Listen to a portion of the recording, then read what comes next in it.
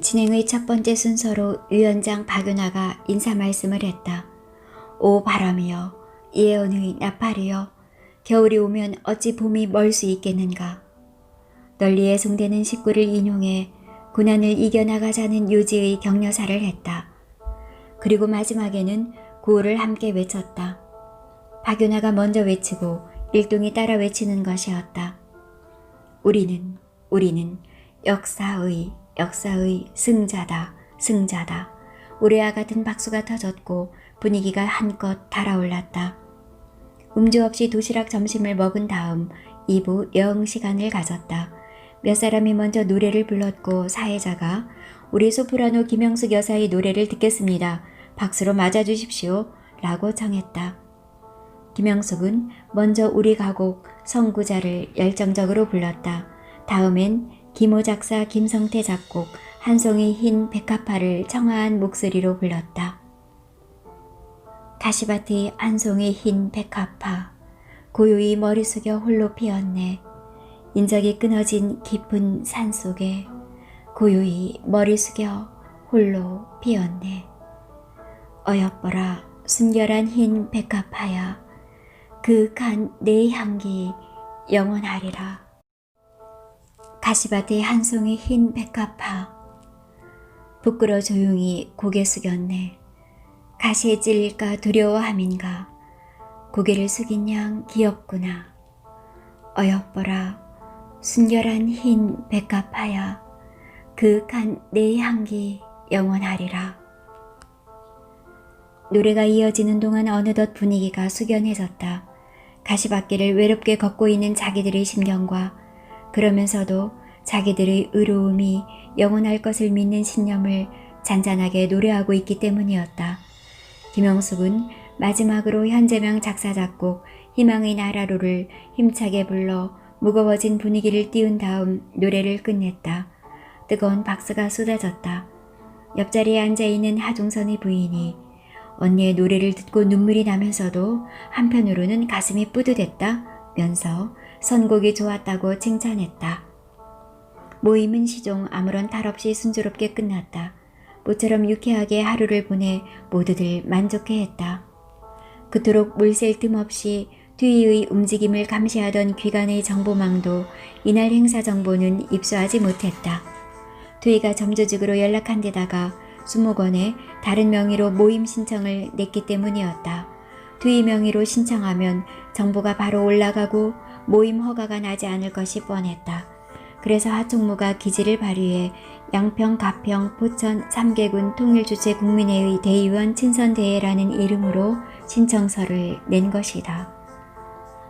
통일주체 국민회의는 위신헌법에 따라 대통령과 국회의원 3분의 1을 선출하는 헌법기관이었다. 그 대의원들은 지방에서 위세를 부렸다. 위신헌법을 누구보다도 극렬하게 비판해온 하종선이 한편으론 비꼬는 심사로 한편으론 허허실실로 이들의 이름을 빌어 신청서를 내본 것이다. 그런데 아닌 게 아니라 하종선의 예상대로 무난하게 허가가 나왔고 정보기관도 전혀 눈치채지 못한 채 행사를 마칠 수 있었다. 뒤늦게 혀가 찔린 것을 안 경찰은 하종선을 연행 5일간이나 경위를 조사했고 결국 하종선은 구속됐다.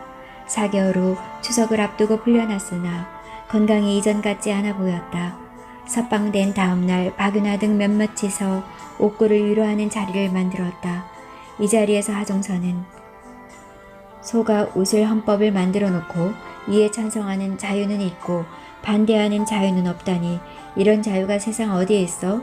그렇게 해서는 안 된다고 옳은 소리를 하는 사람들을 말이야. 몇 달씩 구속시키다니 족제부도 낯짝이 있고 빈대도 콧등이 있는 것 아니냐? 고 일갈했다.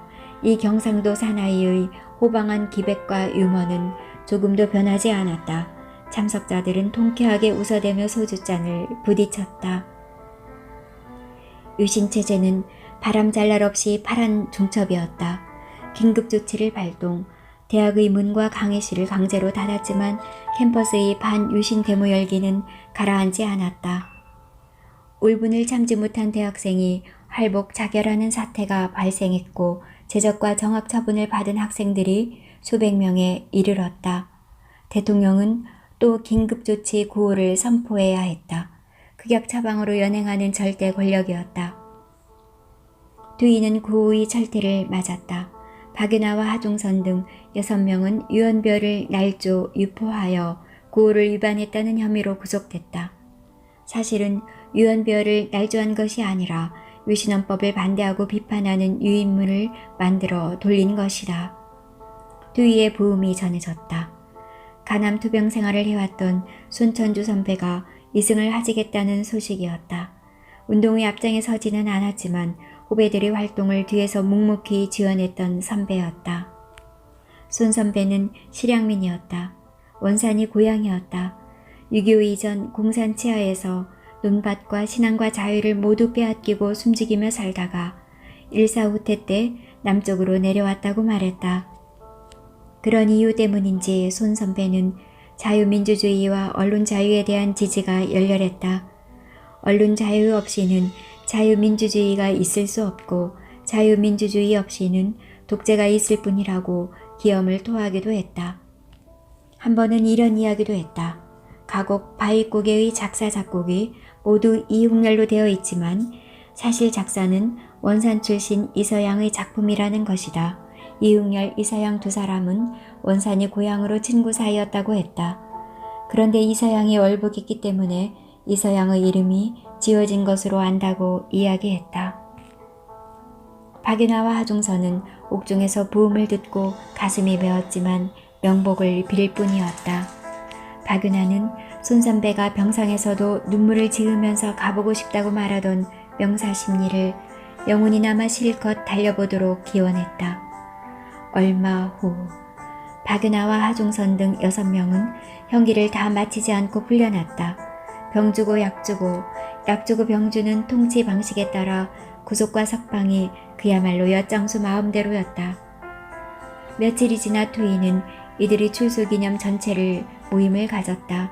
이 모임에서 하중선은 고향에 가서 어머니를 뵙고 온 이야기를 했다. 과부로 농사를 짓고 자식을 공부시킨 어머니가 자식이 하도 미우셨던지 너는 왜 가막소를 쉴 수 없이 처갓집 드나들듯이 들랑거리느냐며 나무라시더라고요. 나는 할 말이 없어 가만히 있었지. 그랬더니 말이야. 어머니가 각각하셨던지 이제 나이도 들고 했으니 속 좀 차려라고 다이를 씹디다. 하중선은 어머니 생각이 났던지 잠시 쉰 다음 말을 이었다. 그래도 떠나올 때 동네 어귀까지 나오셔서 부디 몸조심하라고 신신당부하시고 한약 봉투를 손에 쥐어 주십디다. 어머니 손을 꼭 쥐고 어머니 염려 마세요 라고 말씀드렸지요. 박수가 터져 나왔다. 이번에는 하중선이 웃음을 띠고 말을 이었다. 여러분, 저는 이번 출소로 삼성 장군이 됐습니다. 지난번 구속, 지지난번 구류, 이렇게 삼성 장군이 된 것입니다. 여러분 힘냅시다. 모두들 한바탕 웃고 고난 속에서도 패기와 여유를 잃지 않고 있는 대인다운 그에게 또 한 번 박수를 보냈다. 인명은 제천이라고 했던가. 이런 하중선이 어느 날 아침 잠자리에서 싸늘한 육신으로 발견된 것이다. 의사는 심장마비라고 간단하게 진단했지만 사람은 누구나가 심장 기능이 멈춰 마지막 숨을 거두는 것이 아닌가. 두이 사람들은 정신적, 육체적 과로, 과중한 압박감, 고문 후유증, 옥고 이런 것들이 복합적으로 그의 심장을 갑자기 멈추게 한 것이라고 입을 모았다. 투이는 충격과 애통 속에 빠져버렸다. 얼마 전까지만 해도 투이의 투지를 북돋아주고 총무를 맡아 운동을 이끌어오면서도 웃음을 잃지 않았던 그가 이렇게 돌연 세상을 떠나다니 정말 믿기지 않는 사실이었다. 장례는 그의 공적을 높이 사 투이장으로 모시기로 했다. 장례식장은 그가 다니던 가톨릭 성당으로 정했다. 야당 정치인, 재야 인사, 성직자, 언론인, 신자들, 그리고 하중선의 친구들이 많이 참석했다. 주임 신부의 집전으로 장례미사가 진행됐고 투이 측의 요청으로 구별 시간에 3가지를 추가했다. 박윤하 위원장의 애도사, 김영숙의 추모의 노래, 미망인의 인사 말씀이었다. 박윤하의 애도사는 이렇게 시작됐다. 하영, 불러도 왜 대답이 없소? 하영, 불러도 왜 웃질 않고 있소? 왜 갑자기 우리 곁을 바람처럼 호련히 떠나 우리를 비통하게 만드는 것이오? 지난날 강가에서 말 달리던 선구자, 이역 하늘 바라보며 활을 쏘던 선구자, 조국을 잦게 놀아 맹세하던 선구자를 그렇게 힘차게 불렀던 하영. 당신의 노래소리를 듣고 싶소. 그런데 도대체 어디로 가신 것이오? 하영이 노래했던 대로 하영은 선구자였지. 자유언론 실천운동의 선구자였지. 엄숙한 분위기가 더욱 숙연해졌다. 하영 선구자여, 그 기상, 그 익설 우리는 잊지 못할 것입니다. 소가 옷을 유신헌법이라고, 빈대도 콧등이 있는 것이라고, 삼성 장군이 됐노라고 거리낌 없이 말하던 하영의 해악을 우리는 오래오래 기억할 것입니다. 뒤 사람들이 훌쩍였다. 하영 선구자여, 누구든지 만나면 이별이라고 했지. 지난번 고향을 떠나올 때 꼭 잡았다던 어머니 손이 마지막이 될 줄이야. 박윤아는 흐느꼈다. 눈물을 훔치면서 말을 이었다. 이제 우리와도 마지막 손을 잡아야 할 시간이 됐나 봐. 인간사가 참으로 무상하네. 잘 가오. 또 만납시다. 우리가 자유언론운동을 하지 않아도 될 광명천지에서. 애도사가 끝나고 김영숙이 추모의 노래를 불렀다. 미망인의 의사에 따라 광룡 야유회에서 김영숙이 불렀던 한 송이 흰 백합화를 불렀다. 가시밭의 한 송이 흰 백합화, 그윽한 내 향기 영원하리라. 가시밭의 한 송이 흰 백합화, 그윽한 내 향기 영원하리라. 다음으로 미망인 민혜경의 인사 말씀이 있었다. 슬픔에 북받쳐 있었으나 또렷한 목소리였다. 조문객들에게 깊이 감사드린다고 말한 후 3살 난 딸 나리의 아빠에게 보내는 편지라며 이렇게 읽었다. 나리 아빠, 이제 나리 아빠가 귀가할 시간. 누가 우리 집에 초인종을 누르지? 초인종을 누를 사람이 없네. 내가 만든 김치찌개 맛있다며 함께 밥을 먹어줄 친구가 없네. 이제 누가 우리 나리를 무동 태우고 어깨춤을 추면서 놀아줄까? 이제 나리에게는 그렇게 놀아줄 아빠가 없네. 나리가 아빠 어디 갔느냐고 물으면 뭐라고 대답해야 할까? 가르쳐 주세요. 누가 우리들의 소박한 행복을 빼앗아 간 거지? 야속하네. 여기저기서 오열하는 소리가 들려왔다. 나리 아빠와 내가 연애할 때 그림을 공부한 내가 마음껏 그림을 그릴 수 있도록 크고 멋진 화실을 만들어 주겠다고 언약했었지. 가난한 기자와 살면서 그것이 헛된 꿈이라는 것을 알면서도 한 가닥 희망을 걸고 살아왔는데 이제 소망이 무너져 버렸네. 화실에서 그림을 그리는 대신 텅 빈 방에서 머릿속에 보고 싶은 나리 아빠 모습을 그리고 있어야겠네. 미망인이 쓰러질 것처럼 보였다. 맨 앞자리에 앉아있던 김영숙이 얼른 나가 부추겼다. 다시 중심을 잡은 미망인은 가까스로 말을 마쳤다. 나리 아빠, 나 방 안에 틀어박혀 있지 않을 거야. 거리로 뛰쳐나올 거야. 자유언론을 외치는 대열에 끼어 나리 아빠의 빈 자리를 내가 채울 거야. 그리고 말이야, 나리 아빠는 마리아라는 말을 구성지게 썼지. 우리나라를 구김살 없이 키우고 고향 어머님께 효도할게요. 믿어줘요. 잘 가요. 이후에도 뒤 사람들의 연행, 구류, 구속, 장례식은 잇따랐다. 겨울이 오면 어찌 봄이 멀 수 있겠는가. 희망을 노래한 식구와는 달리 겨울이 오고 겨울이 지나가도 봄이 오지 않고 또 겨울이 오는 시련의 연속이었다.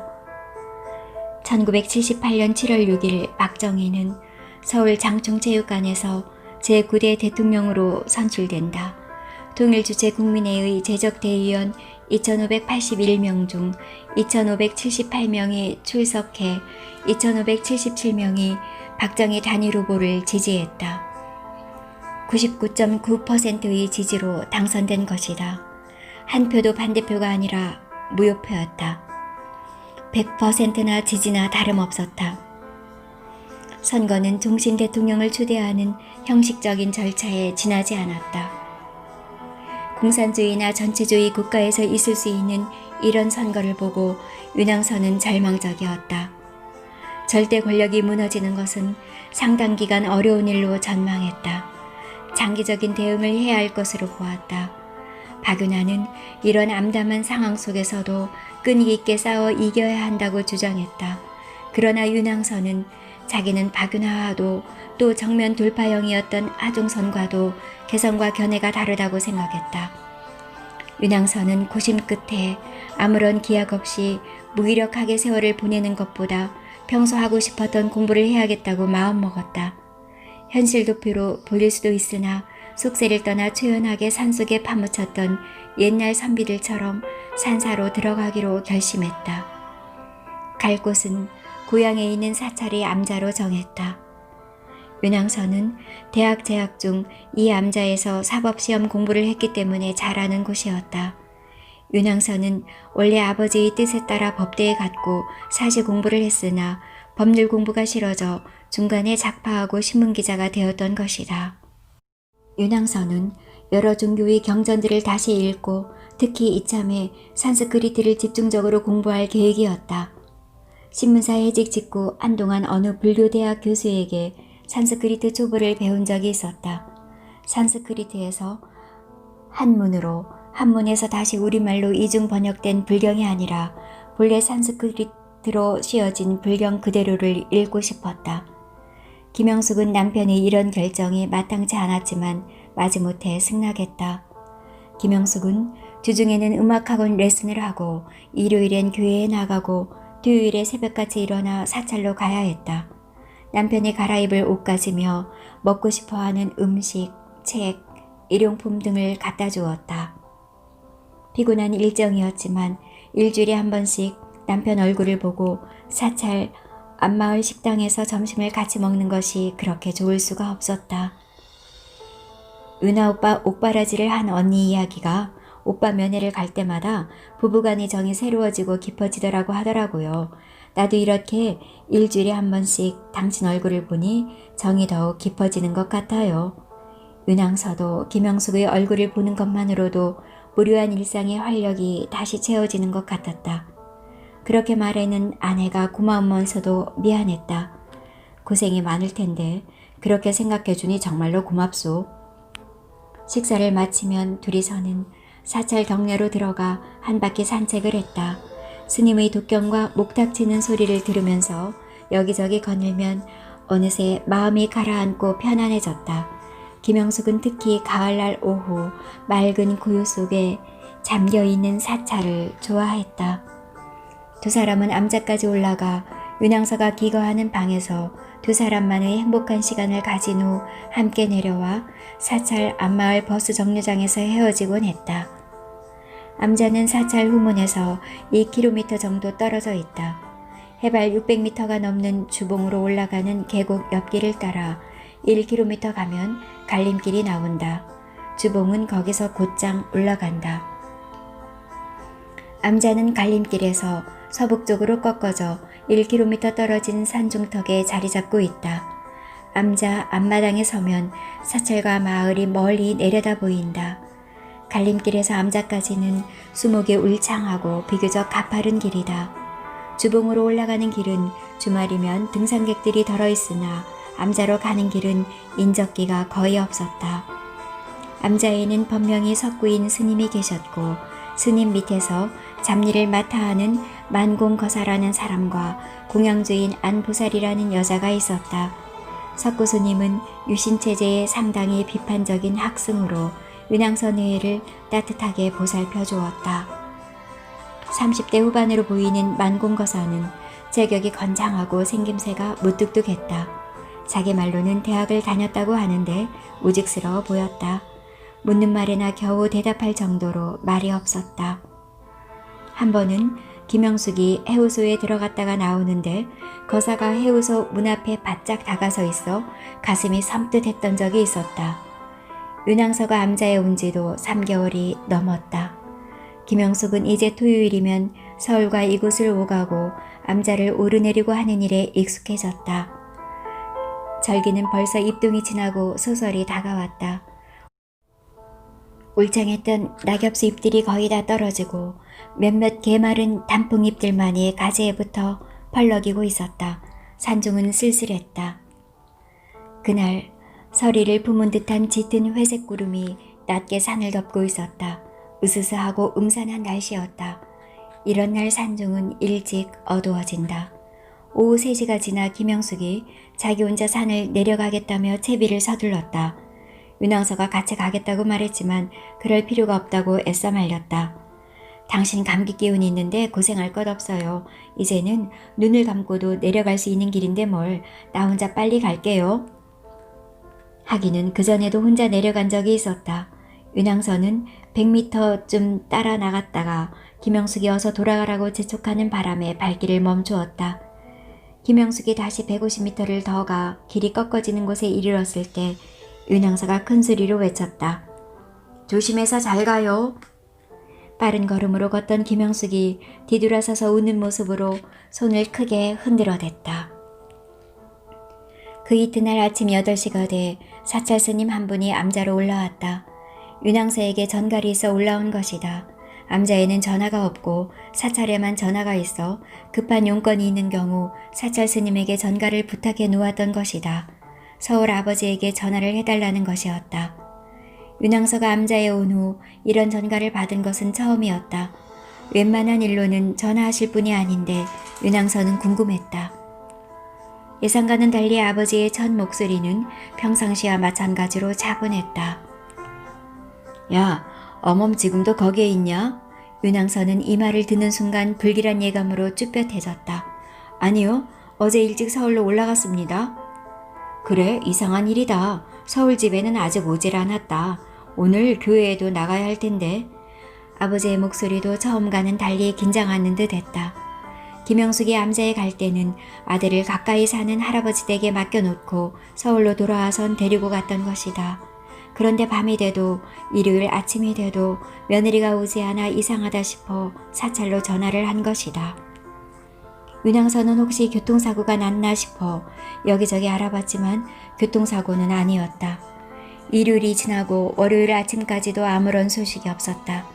윤항서는 경찰에 실종 신고를 하는 한편 법대 교수인 형이 잘 아는 경찰 요직에 특별수사를 부탁하도록 했다.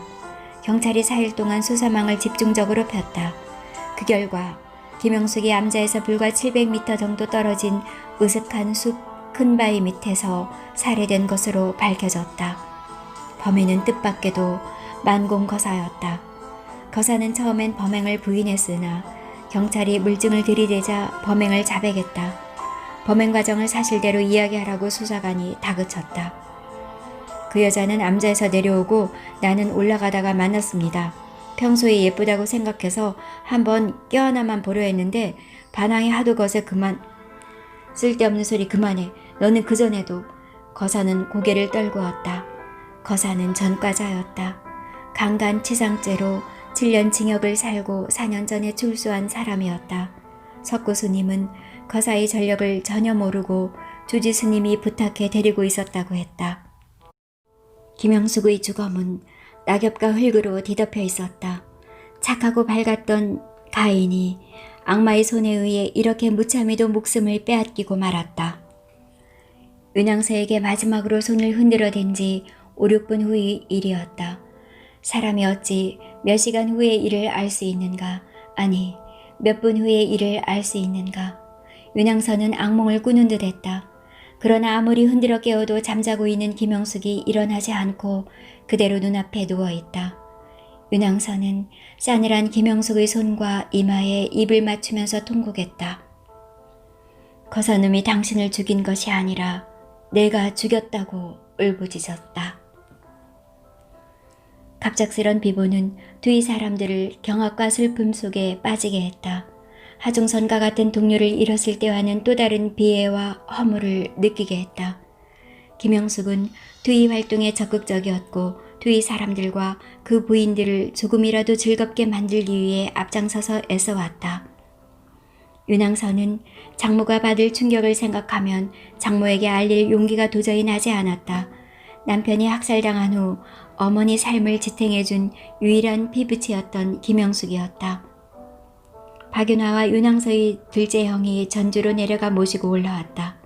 어머니는 딸이 잠자는 듯한 얼굴을 쓰다듬으며 한참 방성대곡한 후 사부인의 부추김을 받고 눈물을 거두었다. 영결식은 병원 장례식장에서 김영숙이 다니던 교회 담임 목사의 집전으로 거행됐다. 친인척들, 두이 사람들과 그 부인들, 윤항서와 김영숙의 친구들, 교인들이 다수 참석했다. 초등학교 1학년인 김영숙의 아들이 상복을 입고 상주 노릇을 하고 있어 보는 사람들의 가슴을 더욱 아프게 했다. 손자 손을 잡고 있는 윤항서의 아버지는 노안에서 흘러내리는 눈물을 연신 닦았다. 아들만 셋을 두고 딸이 없는 윤항서의 아버지는 막내 며느리 김영숙을 딸처럼 여기고 유난히 아끼고 사랑해왔다. 하중선이 미망인 민혜경이 조사를 읽었다. 하중선이 별세한 후 김영숙은 민혜경을 자주 만나 위로하고 각별하게 돌보아 주었다. 친자매처럼 가까이 지냈다. 언니, 제가 언니라고 부르는 언니가 여럿 있습니다. 그러나 언니라고 부를 때 정감이 언니만큼 깊은 언니는 없습니다. 그만큼 언니는 인정이 많았습니다. 마음씨가 착하고 너그러우면서도 시원하게 탁 트인 여인이었습니다. 전주에 내려가면 어머니 가게에서 멸치를 몇 포대씩 가지고 와서 여러 사람들에게 나누어 주곤 했습니다. 떡 5개와 물고기 2마리를 5,000명에게 나누어 먹인 예수님의 가르침을 실행한 언니였습니다. 언니는 혼자 먹으면 아무리 많이 먹어도 배가 고프고 나누어 먹으면 조금만 먹어도 배가 부르다고 말하기도 했지요. 이런 언니를 왜 하나님께서는 빨리 데려가셨는지, 그것도 악한을 만나게 해서 말입니다. 언니를 잃은 슬픔을 주체할 수 없습니다. 여기저기서 훌쩍이는 소리가 커졌다. 민혜경은 끝부분에 이르러 언니는 이제 언니가 즐겨 부른 노래 한 송이 흰 백합화가 됐습니다.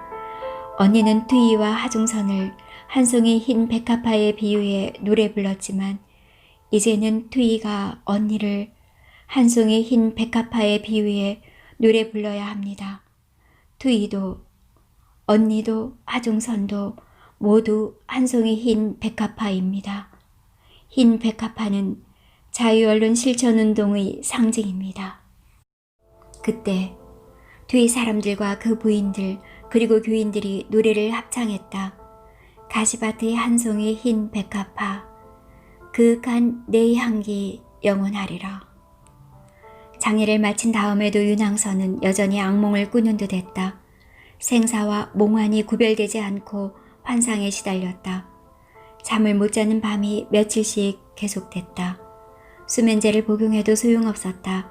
눈을 감으면 만공거사 도깨비가 김영숙을 뒤쫓아가 괴롭히는 환영이 어른거렸다. 김영숙이 그렇게 된 것은 자기 때문이었다는 죄책감이 가슴을 짓눌렀다. 내가 전생에 무슨 나쁜 짓을 했기에 이런 끔찍한 업보를 받는가. 이렇게 넋두리하면서 탄식하는 일이 많았다. 윤항선은 하루하루를 복음으로 보냈다. 아버지의 형들이 타이르고 박윤아와 친구들이 말려도 듣질 않았다. 걸핏하면 다른 사람들과 티격태격 시비를 걸고 갑자기 엉엉 울기도 했다. 많은 사람들이 윤항서가 자포자기의 상태에 빠진 것 아니냐고 걱정했다. 겨울과 함께 그렇게 2달이 지나갔다. 윤항서가 어느 날처럼 호련히 모습을 나타내지 않았다. 뒤 사람들은 궁금해했다. 어떤 사람은 윤항서의 성격으로 보아 어디 멀리 가서 손해를 했는지도 모른다고 안타까워했다. 그때 윤항서는 아버지에게만 말씀드리고 혼자서 남해안 지방을 정처 없이 떠돌아다니고 있었다. 거기 조금씩 올라오고 있는 봄 기운을 마시면서 새벽이고 낮이고 걸었다. 번민하면서 걷고 걸으면서 번민했다. 윤왕선은 아내와 만공거사의 악연을 깨끗이 씻어버리고 아내와 자기의 순결무구한 아름다운 인연만이 영생하도록 기원했다. 그러기 위해서는 우선 모든 잘못은 자기에게 있었다고 아내에게 용서를 구했다. 아내가 용서하겠다는 계시를 하늘에서 내려주는 듯 했다. 다음은 아내와 거사의 악연을 어떻게 끊을 것인가. 해답이 쉽게 풀리질 않았다. 여러 날 번민의 번민을 거듭했다. 악연과 보복에 집착하는 한 괴로움과 분노가 사그라지지 않았다. 악연을 빨리 끊고 싶었다. 윤왕선은 단안을 내렸다. 악연의 끈을 일도양단하기로 결심했다. 그것은 바로 거사를 용서하는 것이었다.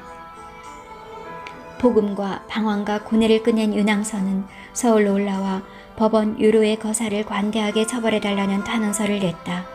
주변의 많은 사람들이 바보 같은 짓이라고 비웃었지만 윤왕서의 아버지와 형들 박윤하는 고개를 끄덕였다. 탄원서의 요지는 첫째, 가해자를 극형이나 무기징역으로 처벌한다고 해서 피해자가 살아나지 않고, 둘째, 하나의 악연으로 두 사람이 귀중한 생명을 잃을 것이 없고, 셋째, 악연의 사슬은 어느 한쪽에서 먼저 끊어버려야 하지 악연이 새로운 악연으로 이어져서는 안 된다는 것이었다. 윤왕서는 너희가 사람의 과실을 용서하면 너희 천부께서도 너희 과실을 용서하시리니와 성경구절을 인용하면서 윤왕서 자신이 용서받고 싶어 거사에 대한 관대한 처벌을 탄원한다고 밝혔다. 남쪽에서 화신이 올라오기 시작했다. 윤왕서와 김영숙이 다정하게 오르내리던 암자로 가는 길 숲에도 봄이 다시 찾아왔다. 연분홍 진달래꽃들이 여기저기 피어 봄바람에 가볍게 흔들리고 있었다. 윤왕서는 짐을 꾸려 암자를 떠나 내려오면서 이렇게 독백했다. 정치를 하는 사람이든 사업을 하는 사람이든 학문이나 예술을 하는 사람이든 성직자이든 권력욕, 재물욕, 세욕을 무리하게 탐내는 데서 악연이 생긴다. 탐욕이 악연을 만든다. 아름다운 인연을 누가 만드는가? 부처님인가? 아니다. 예수님인가? 아니다. 공자님인가? 아니다. 개개인이 부처님과 예수님과 공자님의 가르침에 따라 바르게 살아간다면 아름다운 인연의 지상낙원을 만들 것이다. 그리고 그 사람들이 극락에도 가고 천당에도 갈 것이다. 사찰부근에 이르러 윤왕서는 자기도 모르게 한 송이 흰 백합화를 부르고 있었다. 가시밭의 한 송이 흰 백합화, 그윽한 내 향기 영원하리라. 눈에는 눈물이 글썽거렸다.